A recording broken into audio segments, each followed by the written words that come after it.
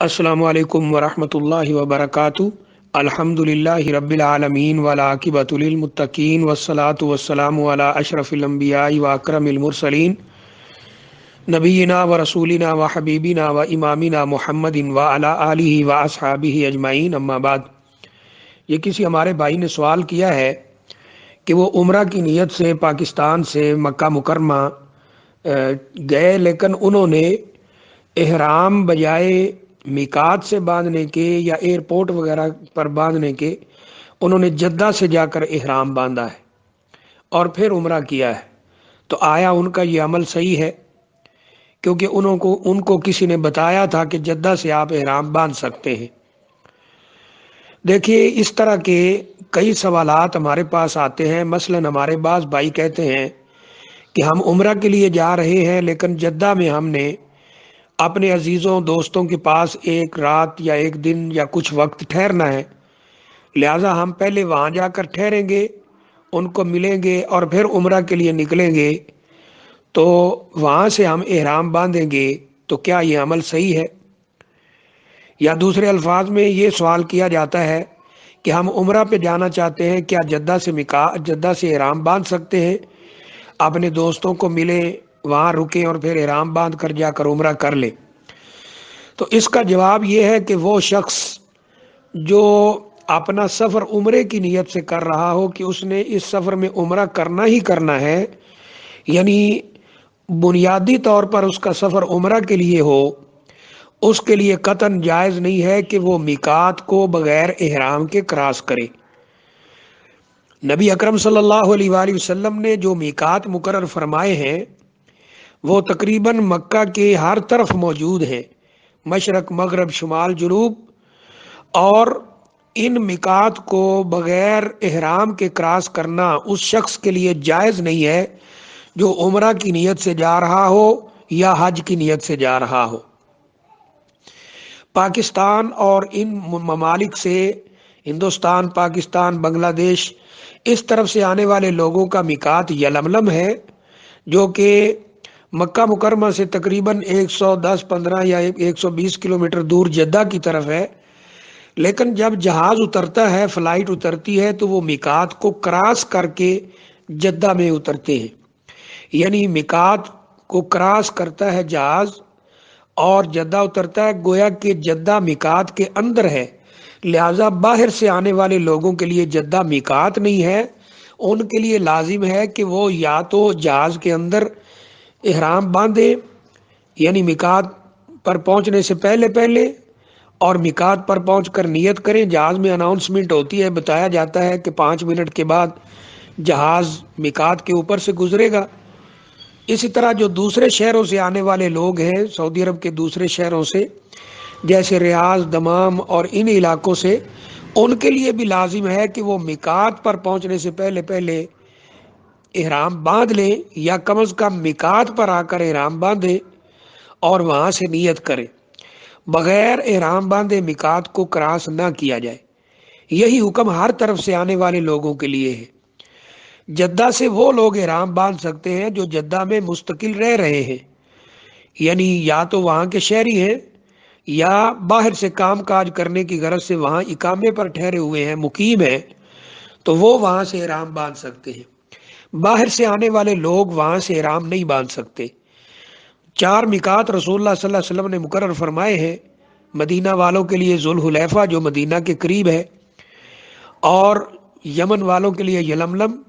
اور اسی طرف سے پاکستان، ہندوستان، بنگلہ دیش اور یہ لوگ آتے ہیں، اور اہل نجد کے لیے کرن منازل جو کہ طائف میں ہے، اور اسی طرح شام وغیرہ والوں کے لیے جحفہ جو کہ مکہ سے تقریباً 150 کلومیٹر کے فاصلے پر سمندر کے کنارے کے اوپر موجود ہے۔ تو اسی طرح بعض جگہ پھر صحابہ اکرام سے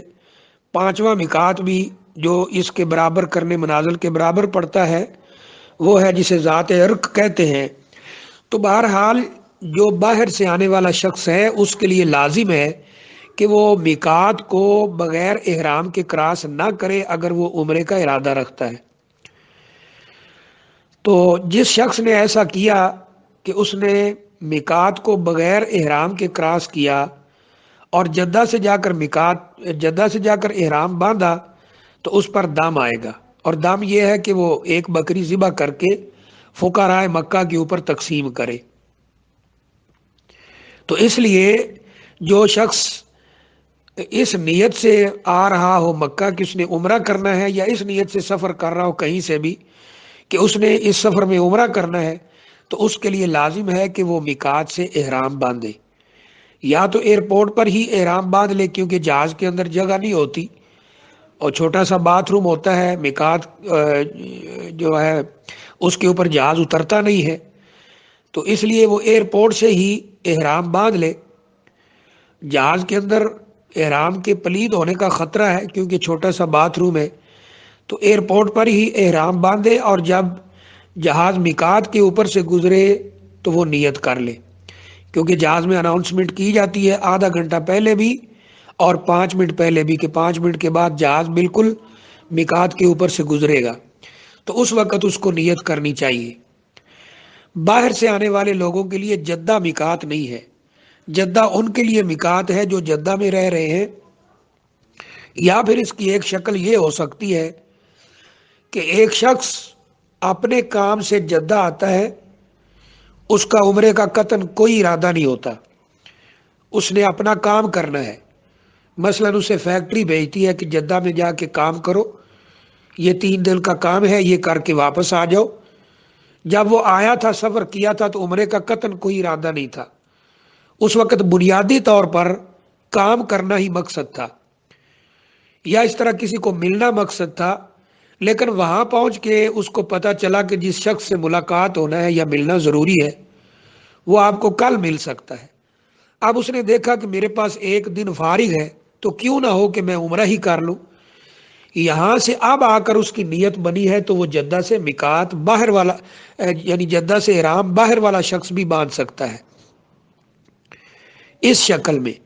کہ جب اس نے سفر شروع کیا تھا تو اس کا عمرے کا ارادہ نہیں تھا، اب جدہ پہنچ کر اس کا ارادہ بنا ہے تو اب وہ کر سکتا ہے، اب وہ وہاں سے احرام باندھ سکتا ہے اور عمرہ کر سکتا ہے۔ لیکن جس کو پہلے سے پتا ہے کہ اس نے عمرہ کرنا ہی کرنا ہے تو وہ اپنے عزیزوں کو ملتا ہے جدہ میں، 1 رات ٹھہرتا ہے یا کچھ دیر ٹھہرتا ہے، اس کے لیے لازم ہے کہ وہ میقات کو احرام باندھ کر کراس کرے، یا میقات سے احرام باندھے یا اس سے پہلے باندھ لے۔ پھر اگر وہ جدہ آتا ہے کسی سے ملتا جلتا ہے تو احرام کی حالت میں ہی رہے گا اور پھر مکہ کے لیے نکل جائے گا۔